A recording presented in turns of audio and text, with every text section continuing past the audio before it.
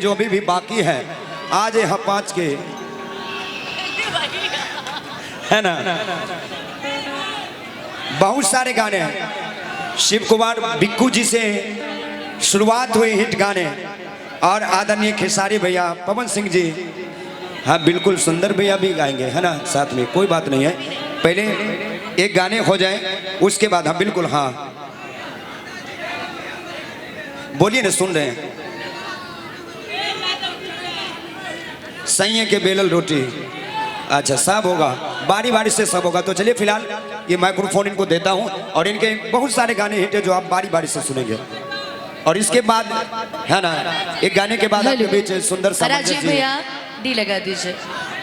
RUS band की बहुत सुंदर प्रस्तुति है आज और बहुत लकी है मेरे लिए RUS बैंड। और मेरी आज से नहीं, पुदीना जरूर होगा, पुदीना कैसे नहीं होगा।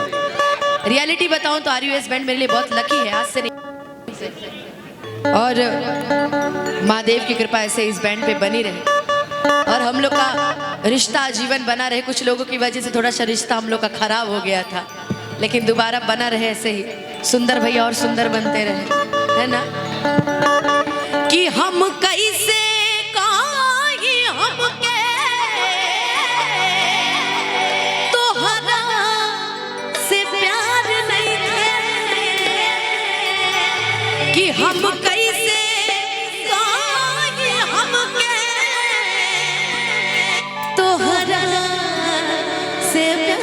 नहीं कि तोहरा सिवाय जग में केहू हमार नहीं के। और सच में आज आप इतने खुश मिजाज, सब महादेव के भक्त हैं भाई, जितने सब महादेव के भक्त हैं। बड़ी तारीफ सुनी है समस्तीपुर वालों को, क्या जी कि अखिया लड़ल बजब से दिल में करार नहीं है। अखिया लड़ल बजब से दिल में करार नहीं है। हम तो